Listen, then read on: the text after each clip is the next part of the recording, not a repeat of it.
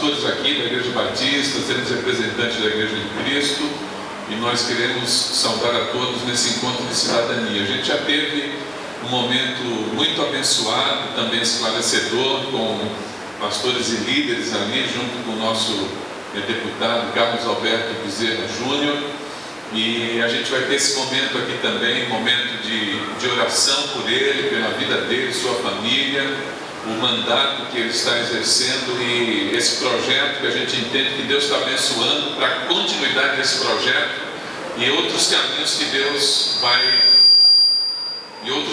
que certamente Deus vai abrir também para que o seu servo esteja exercendo. Logo mais a gente vai continuar a comunhão. Você já deve ter sentido aí um aroma característico, né, da picanha, da linguicinha Aurora, e algumas coisas preparadas ali a gente vai ter nesse momento. Eu falava ali no primeiro momento de que quando a gente exerce aqui a cidadania, a gente está fazendo algo que tem uma coerência bíblica, porque a própria Bíblia apresenta pessoas que foram colocadas pelo próprio Deus e outros até por uma confirmação de circunstâncias no cargo de liderança. Na verdade, a gente entende que o objetivo de Deus era a teocracia, era o próprio Deus dirigindo o seu povo. E o povo, exercendo até a sua liberdade, um pouco de rebeldia, pediu rei.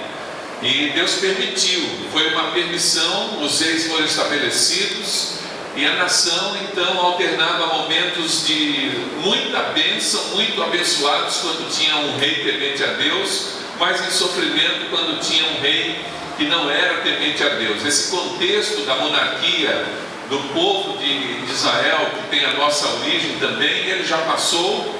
E quando a gente olha no contexto do Antigo Testamento, Paulo falando à igreja que estava em Roma, e a gente recorda que Roma era a capital do império e o imperador César estava lá, e Paulo não conclama os cristãos a uma rebeldia, mas ele simplesmente diz que nós temos que obedecer às autoridades estabelecidas. Ele coloca em foco a soberania de Deus, a permissão de Deus para que as pessoas exerçam essa autoridade, e a gente caminha com esse mandamento bíblico do exercício da cidadania.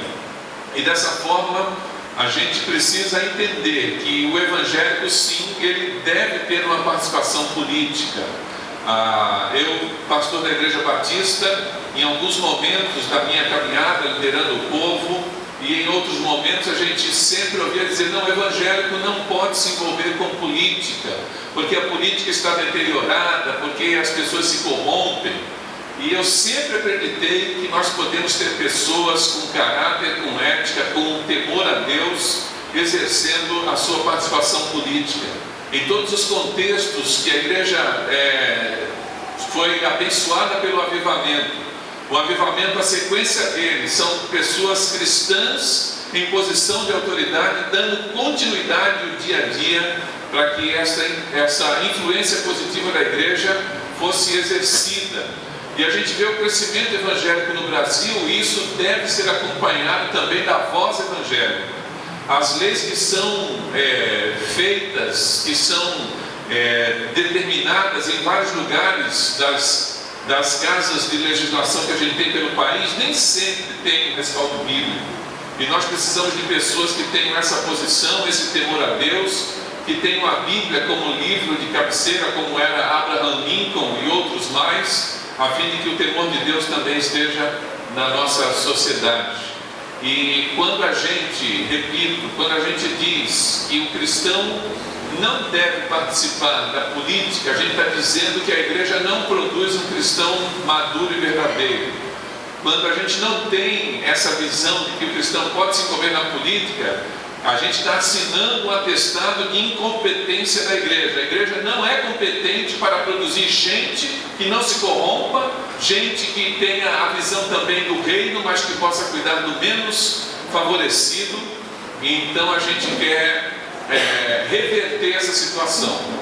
E o Carlos Alberto Bezerra, a gente acompanha há algum tempo, a gente tem visto que ele tem se posicionado dessa maneira. Por isso a gente tem orado por ele, por isso a gente tem pedido a Deus que mais uma vez ele tenha a bênção da vitória naquilo que está pretendendo agora. Quero convidá-lo aqui, a gente vai orar por ele.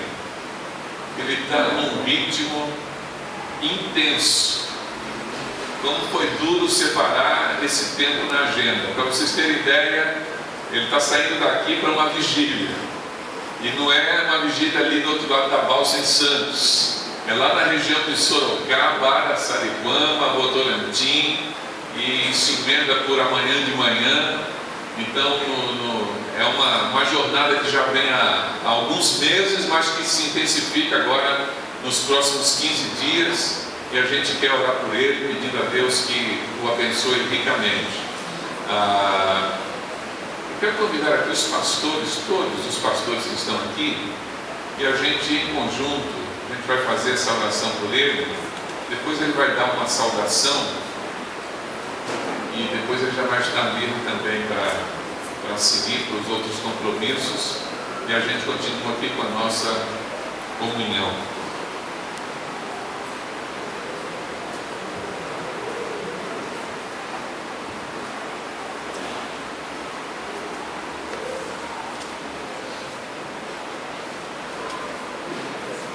Que o pastor Wagner faça essa oração, pedindo a Deus que abençoe.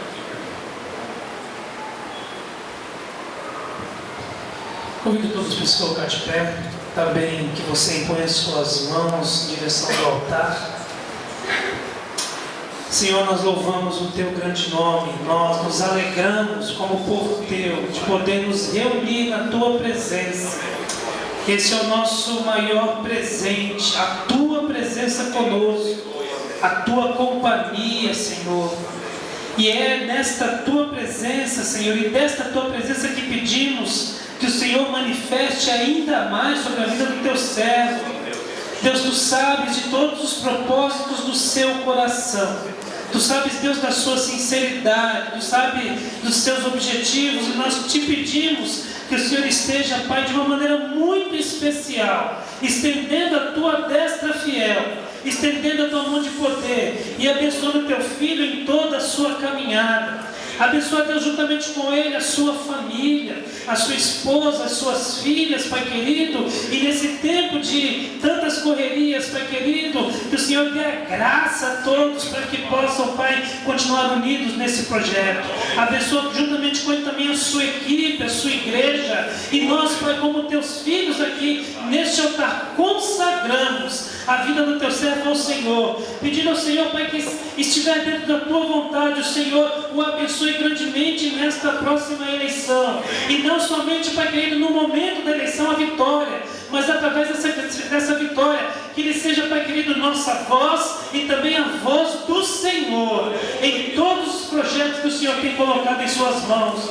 Guarda o Senhor, blinda-o de todo mal, reveste-o com o Teu poder, guarda-o em todos os Teus caminhos, Pai, e que ele possa não se apartar da Tua palavra, nem para a direita, nem para a esquerda, para que de fato, Senhor, tudo o propósito do seu coração possa ser bem sucedido, e o sucesso nós pedimos que seja a glória do Teu nome, a glória do Teu nome em cada situação, e pedimos que o Senhor também da mesma maneira esteja abençoando cada igreja aqui representada, Pai, as nossas igrejas pelo Brasil. Pedimos, Pai, que o Senhor esteja trazendo a consciência, o equilíbrio, para não desperdiçarmos, Pai, esse grande privilégio, mas usarmos com sabedoria vinda do Senhor, e na Tua força e na Tua sabedoria elegemos homens que o Senhor já tem escolhido para esse momento. Oramos e agradecemos no nome de Jesus. Amém, Senhor. Amém.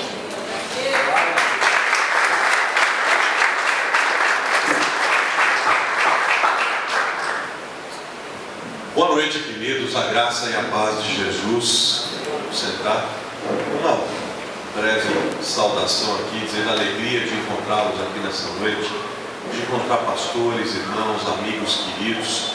Queria, cumprimentando dois deles, cumprimentar todos os irmãos que estão aqui, cumprimentar especialmente o pastor Mizuzzi, pastor querido que representa o Ministério Peniel, ele como pastor Mesquita, pastor dessa comunidade. Ia cumprimentá-los e pedir que eles levassem um abraço especial ao meu amigo precioso, pastor Newton Lobato, que eu tenho um carinho imenso, uma admiração. também cumprimentar especialmente o pastor Adilson, amigo precioso de tantos anos de caminhada, de luta, de batalhas, e os cumprimentar todos os pastores, pastoras, irmãos e irmãs que estão aqui nessa noite. É uma alegria grande, eu estou numa batalha intensa, correndo bastante, e eu fico muito feliz por ver o que está acontecendo aqui nessa noite. E eu estava me lembrando, primeiro já fui tocado de imediato pela lembrança que fez o pastor Jesus e do texto profético falando sobre a cidade. Busque a prosperidade da cidade para a qual eu os deportei e orem ao Senhor em favor dela, porque a prosperidade de vocês depende da prosperidade dela.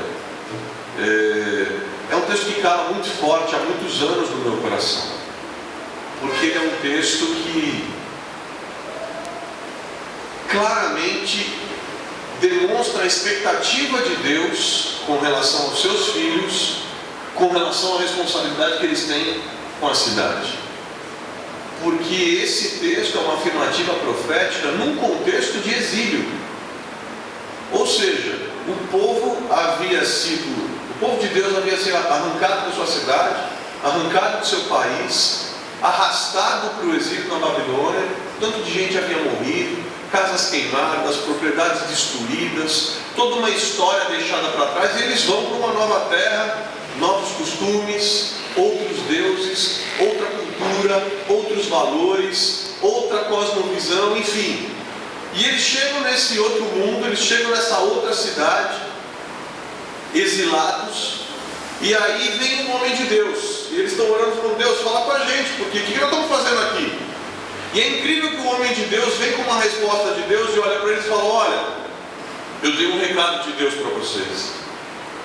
Deus mandou dizer para vocês: busquem a prosperidade da cidade para a qual Ele trouxe vocês, e orem ao Senhor em favor dela, porque a prosperidade de vocês depende da prosperidade dela. Gente, imagina o susto. Quer dizer, eles estavam lá, naquele momento, no exílio, esperando qualquer fala de Deus, aliás, uma fala de alento. E Deus vem e fala: ó, vocês têm dois compromissos. Vocês têm que orar por esse lugar, e vocês têm que buscar a prosperidade desse lugar. E mais, se vocês não buscam por uma compreensão espiritual da responsabilidade que vocês têm com esse lugar, se vocês não buscam a prosperidade dele por causa disso, busquem pelo menos por inteligência, por instinto de autopreservação, porque a prosperidade de vocês depende da prosperidade desse lugar.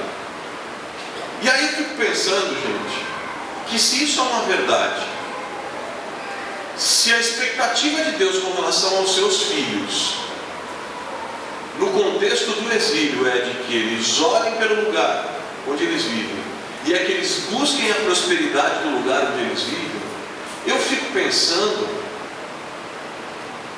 quanto mais no contexto que a gente vive. Deus tem uma expectativa com relação ao seu povo, claramente. Deus dá uma responsabilidade ao seu povo. Deus diz claramente: olha, vocês têm responsabilidade com o chão de onde vocês vivem, no contexto de exílio. Imagina no nosso contexto. Deus tem uma expectativa com relação a você e a mim e a cada um de nós com relação a esse lugar, com relação ao Guarujá. Deus espera de nós que a gente busque a prosperidade do Guarujá. Deus espera de nós que a gente ore pelo Guarujá, porque a nossa vida, a nossa história, a nossa prosperidade está intimamente ligada à prosperidade do Guarujá. E isso se faz vivendo, expressando a vida cristã todos os dias. Isso se faz na maneira com a qual a gente trabalha. Isso também se faz orando. Eu encerro aqui a minha brevíssima saudação, reflexão aqui, deixando ao coração de vocês um desafio. A gente precisa ter uma agenda de oração pela nossa cidade. Se é que de fato a gente acredita que a oração transforma uma cidade, se é que de fato a gente crê num Deus que é capaz de ouvir as nossas orações e interferir na história da cidade. Porque Deus interfere nas cidades. Deus transforma as cidades. Deus ouve o seu povo nas cidades. Mas pelo que eu vou orar? Como eu vou orar? Aliás, uma pergunta que eu sempre faço é: interessante que a gente tem reunião de oração para tudo, já viu? A gente faz encontro para tudo, a gente faz conferência para tudo, mas a gente pouquíssimo fala da cidade, a gente pouquíssimo fala de cidadania, a gente não fala disso. Isso é tão presente na Bíblia, isso é tão presente nas Escrituras. Essa é uma expectativa de Deus com relação a nós, e a gente parece que Deus tem uma expectativa. Escuta, orem pela cidade. Mas como que a gente ora? Compre o jornal, vou dar uma dica, compre o jornal do dia na cidade, escolha algumas notícias da cidade e invista 5 minutos do seu tempo, todos os dias, orando pela cidade. Ah, não tem jornal, então deixa eu lembrar algumas coisas a vocês, para vocês orarem, bons motivos de oração. Nós vivemos num país onde uma criança é abusada sexualmente a cada 8 minutos. Dados da Secretaria Especial de Direitos Humanos da Presidência da República, ano de 2007. Uma criança abusada sexualmente a cada 8 minutos. Eu devo estar falando aqui há mais de 5, há quase 8 possivelmente. A cada 8 minutos no Brasil uma criança abusada sexualmente. Como é que a gente combate isso? A gente tem problemas seríssimos de violência, de droga, exploração do trabalho escravo, exploração de pessoas. E a gente enfrenta isso de duas formas. A gente enfrenta isso com oração, porque de nada adianta a gente também construir políticas públicas, a gente fazer grandes análises sociológicas e tal, se isso não vem também acompanhado da compreensão espiritual do enfrentamento dos problemas, da humildade diante do Senhor, de dobrar os joelhos e falar: Pai, interfere nos destinos da minha terra. Pai, tem misericórdia do meu povo. Pai, age enfrentando os principados e potestades que despertam o que há de pior no coração humano, que mobilizam o que há de pior no coração humano, a ponto da gente ver o que a gente está vendo, Deus. Filho matando pai, pai matando filho, o pai abusando sexualmente de filho, neto assassinando avô, enfim, isso tudo que você já sabe. Oração. Essa batalha também é vencida de joelhos, também é enfrentada de joelhos. Mas aí, depois da gente estar de joelho em terra e de olhos fechados, a gente abre os olhos, a gente se levanta e a gente vai trabalhar, e a gente vai pegar essas mangas e vai trabalhar por uma cidade diferente, se envolvendo com os problemas da cidade e amando os homens que estão na cidade, porque nós somos aqueles cuja fé a gente mostra, a gente expressa pelo amor, porque a gente expressa o tanto que a gente ama ao nosso Deus, amando ao nosso próximo. Lembra do que dizia o apóstolo? Com que autoridade vocês vão dizer que amam a Deus a quem não vem, se não amam ao próximo a quem vocês veem? É amando, é participando, é se envolvendo, é dobrando, como eu disse, dobrando a manga e se engajando nos problemas da cidade. É testemunhando, não de boca, mas testemunhando com a vida, que é possível fazer negócio de um jeito diferente, que é possível dar aula de um jeito diferente, que é possível ser igreja de um jeito diferente, que é possível fazer política de um jeito diferente, e que é possível, ao fazer de forma diferente, fazer com que a cidade seja um lugar mais parecido com o reino de Deus, um lugar menos injusto, com mais paz, com menos violência, com menos miséria, enfim, mais parecido com aquilo que Deus desenhou para a gente. Mas isso tudo eu queria só deixar o coração de vocês. Esse é um desafio, gente. Eu vim aqui só para lembrá-los o básico da vida cristã. Nós temos um compromisso com a cidade. Busque a prosperidade da cidade para a qual eu nos deportei. E orem ao Senhor em favor dela, porque a prosperidade de vocês depende da prosperidade dela. Oração e trabalho. Oração e trabalho. Oração e envolvimento com os problemas da cidade. Com as praças abandonadas. com a população de rua. Enfim, com tanta coisa que está por aí. Eu queria encerrar orando com vocês pela cidade, orando com vocês pelo Guarujá. Esse Guarujá tem sido maltratado ao longo dos anos por tanta gente, mas esse mesmo Guarujá que conta com o remanescente fiel do Senhor aqui, e que esse remanescente fiel do Senhor aqui está aqui para fazer a diferença no Guarujá. Que esse remanescente fiel do Senhor aqui no Guarujá ore pelo Guarujá, tem um compromisso de oração pelo Guarujá, mas tem um compromisso de reconstrução do Guarujá, de transformar o Guarujá num lugar mais parecido com o reino de Deus. Pai, nós te louvamos por essa cidade preciosa, amada. Te louvamos pelo povo que aqui vive. Deus, e nós, como cristãos nessa cidade, com humildade diante do Senhor, reconhecemos a nossa pequenez, nossa limitação, mas nos colocamos diante do Senhor, para em todas as áreas da cidade, na saúde, na educação, no comércio, na indústria, na política, na área social, enfim, na igreja, nos colocamos, Senhor, como teus instrumentos, para orarmos por essa cidade, para que o Senhor interfira na cidade, mas também para trabalharmos para que essa cidade seja uma cidade mais parecida com o teu reino.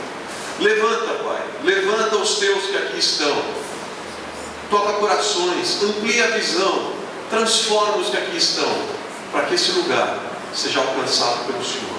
É o que nós te pedimos e te agradecemos em nome de Jesus. Amém. E amém.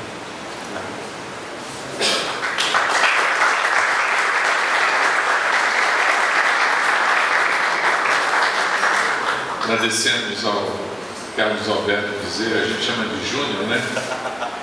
E leve a nossa saudação lá a toda a sua equipe também, o seu pai lá na Comunidade da Graça, a esposa no exercício da vereadora lá em São Paulo, e estaremos juntos trabalhando e orando para o êxito dessa jornada.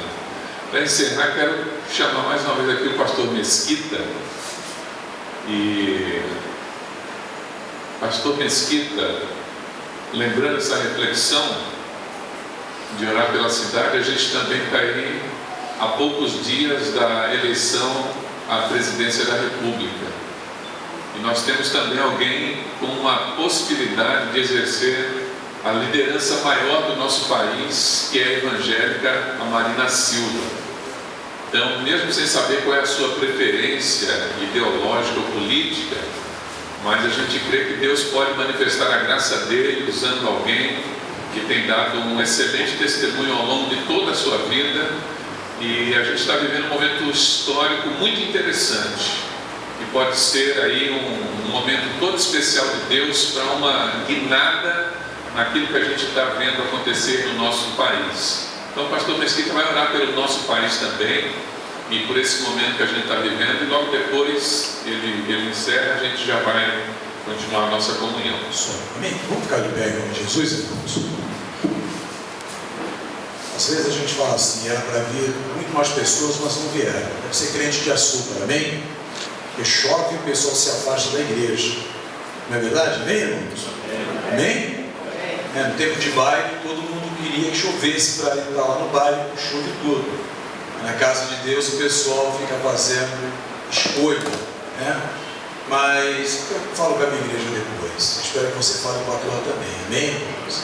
Amém? Pega na mão do teu irmão em nome de Jesus, para agradecer esse momento. Essa colocação que o pastor Adilson fez aqui é muito interessante, irmãos. Vamos saber em quem a gente vota, em quem a gente coloca lá, senão depois são mais 4 anos chorando, e depois não adianta chorar. Eu acho horrível, e eu ando muito pelo Guarujá, quando as pessoas falam assim, quem votou em fulano, quem votou em cicrano. Parece que as pessoas entraram lá, um toque de mágica, né? Alguém colocou elas lá, e esse alguém muitas vezes somos nós. Nós precisamos ser muito sábios esse ano, porque é uma grande oportunidade que nós temos para fazer diferença. Amém, irmãos? Amém? Depois de isso, diga amém. Amém. Vamos orar por essa cidade, por esse estado, por esse país. Amém? Senhor, nosso Deus e Pai, na Tua presença, te louvamos e te agradecemos, Pai. Nós apresentamos, Senhor Deus, essa campanha, Pai, Mas campanha eleitoral. Nós sabemos que a situação no país não está boa. Nós sabemos que a situação do Estado não está boa. Que a situação na nossa cidade não está boa. Não podemos aceitar, Pai, como povo de Deus. Nós sabemos que o Senhor levantou Daniel, Pai, para fazer a diferença. Ele não comeu o manjar do rei, Pai.